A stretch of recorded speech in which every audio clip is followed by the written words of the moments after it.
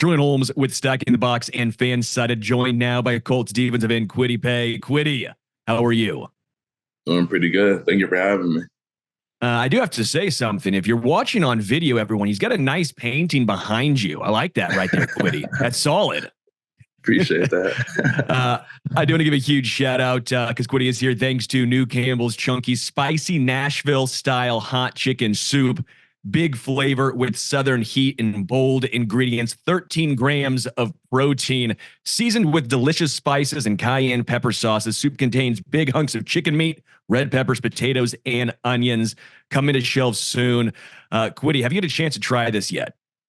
Oh, yes, sir. I was trying it all this morning. Oh, dude, I'm jealous, man. How is it? That sounds right down my alley. I'm a spice guy. I'm a spicy man. Yeah. For me, I feel like I'm kind of going through this phase right now where I just want like everything spicy and everything with heat. So, it's a great meal for sure. And, lots of protein packed into the meal, after a workout, it's a great meal to get in and, just get after it, man. Yeah, I do want to start here. I know you were a running back and defensive end in high school. Was there ever a thought of, you know what? Nah, man, I'm running back. I'm going to be an RB. I'm going to college. Screw defensive end. Give me the ball. Did you ever think about that?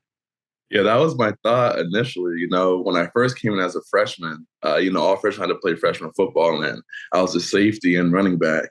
And then my sophomore year, I moved up to varsity, and then my defensive coordinator, he was like, "Bro, you're not playing safety, bro. You're way too big to be back away from all the action, bro. Like, at least play linebacker." So I tried playing linebacker, outside linebacker. He was like, maybe DN. And then from there, just took off. I was real raw as a sophomore, though. But I was back there getting tackles, getting TFLs, and he was like, "Yeah, no, this is where you're supposed to be." So, from there, just took off. So shout out Coach Green at Hendricken, man.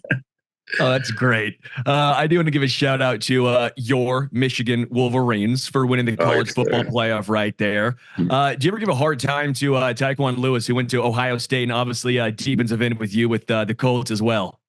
Oh, yeah, for sure. This past year, Taekwon had to wear he wore a Charles Woodson, Michigan jersey. So, it's been great, every single year. And then my first 2 years, Campbell was there. So I was just in there talking smack all 3 years, So it's been great, man. It's been amazing, to see Michigan turn around and start whipping Ohio State every year. You didn't want to get Harbaugh to get you a couple carries at RB. Didn't want him to give you a couple carries in college. Nah, I thought about it, but just coming as a freshman, like defensive end was a load enough, going to college football. So as that, I was just like, no, I'm just cool playing DN. How hard was the transition from college to the NFL? Obviously, Michigan, a premier program, as they just won, obviously, but Power Five, they've been good a long time now. So they should be along the lines of getting you prepared, but still, that has to be a big transition. What is something about maybe the average fan doesn't understand about making that leap from college to the NFL? I think Michigan does a real good job of preparing you as far as like going into a game, evaluation, scouting reports, and stuff like that. I think the biggest jump I had to make was like on the field adjustments. Just knowing like what the offense is giving me, what sets I'm getting, how to switch it up, stuff like that. Because in college, however old lineman sets on film, that's how he's going to set in the game for the whole game. So you can really set up your moves. But when you get to NFL, they'll switch it up, play action, pass. Everything kind of looks the same where like you don't really know. So like watching film is real big, just to get little keys, formations, kind of play faster. So it's almost like a guessing game, but it's more instinctive guessing. So like you just know what's coming and then just playing off of that. In college, it's kind of just like you can just play and like what you see on film is what you'll get in game. But the offensive coordinators do a great job of mixing everything up, having different looks from the same formations, and Yeah, I have to imagine that's a little different. You've gone up against a team like, let's say, the Chiefs, for example. You see all that motion in the backfield. You got to be, what is going on right now? Exactly, yeah.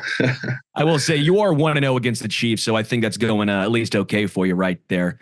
I always say rookie year to second year, right? That to me is the biggest I don't want to say transition, but that's where you see a lot of edges, and I would say tackles offensively. That's where you can really start judging these types of players. I think wide receivers, running back, sometimes you see them as a rookie. They come on strong. Edge rushers and tackles, it seems like it's that second year where things really start to click. Was that the same for you in your experience? Whereas that second year in the NFL where you really started to feel comfortable? Yeah, I think I came out strong. Definitely the work I put in the offseason definitely showed off. The first game, second year, I ended up having 2 sacks, 7 tackles, like 3 TFLs against the Texans to open the game off. To open the season off. And, I was playing well, first half of the season. Then I ended up getting injured, high ankle sprain. I was out for maybe like 6, 7 games.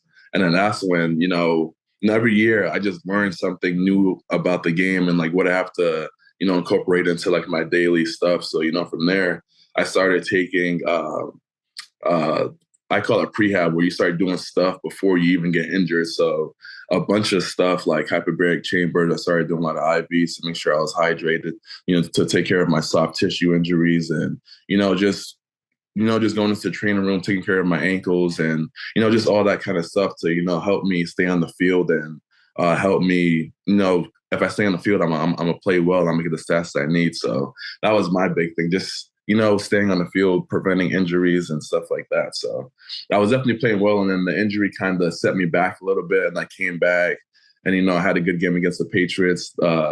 Homecoming game for me, I was amazing. Although we lost, but that was a great game. To go into Gillette, all my friends, hometown friends were there. My family was there. So yeah. That's awesome, man. That's really cool. Let's say, for example, an edge rusher is a speed rusher predominantly, but let's say he faces a tackle whose strength is going up against speed rushers. How do you, as a edge rusher, change your game? Do you stick with your strength? Do you try and exploit the weakness of the tackle? How does a defensive end's game plan change game over game here? Yeah, I think for edge rusher, definitely in our room, we try to exploit the fish, as we call it, kind of like the worst old lineman. But we just trying to, exploit their weaknesses. Like you see guys like Von Miller who are speed rushers, but then you'll see them put an old lineman on his butt every once in a while because they have to respect his strength. So, just being able to set it up, old tackle that's, really prepared for the speed, they'll set a little bit higher, get out there a little bit faster and not really as anchored down to the ground. So you sell speed and you throw your long arm in there, a real stiff long arm. And then, oftentimes they're surprised by it and they fall and you just get by them and then you get the sack. So, just playing like that chess game, the mind game, being able to set certain things up throughout the game. And yeah. Who's been the toughest offensive lineman you've had to face so far? I just had a conversation about this. My rookie year playing Andrew Whitworth, that was by far like the hardest because going into the game too as well. I'm like, oh, this guy's like 42 years old. I'm like, bro, I'm about to cook this guy. And I went into the game. I'm like, he's surprisingly fast. He gets back into his sets fast. Like, you don't know what kind of set he's going to give you. And he's so strong and he's huge. So, like, you're thinking you're about to get off the ball, tell him with speed and hit him with a power move.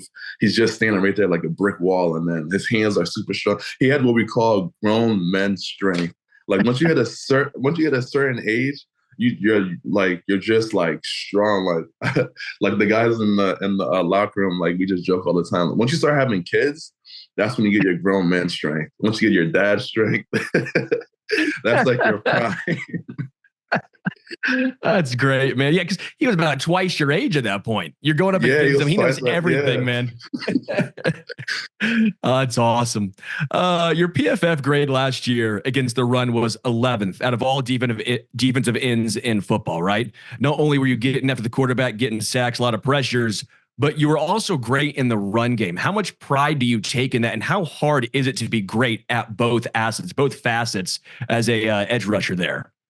Yeah, I think it takes a lot of work and effort. A lot of guys, the key as a defensive end is, like you want to get sacks and stuff like that, but you have to earn those sacks. You have to stop the run first. You have to, make the team throw the ball, third and long situations. If the team's running the ball and they get into third and short, just going to keep running the ball. So, taking pride in stopping the run first, coming from Big Ten football, playing against teams like Iowa, Wisconsin, where they have like the 3 tight end sets, 2 tight end sets, and like all they're doing the whole game is running the ball. Like you have to take pride in that.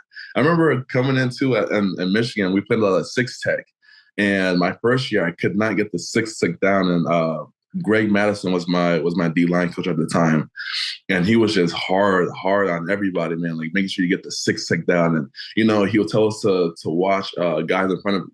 He would tell me to watch Rashawn Gary. I'm like, Rashawn's a different beast. Like this guy is 6'6", like 280 of pure muscle. But anyways, I ended up getting it down. You just hammer it every single day in practice, just that Big Ten football, that style of play. And, just transitioning to the NFL, it was kind of just like, it was easy for me to transition in the run game. And then, the pass rush came later. But yeah, just having that background of Big Ten football was clutch for me.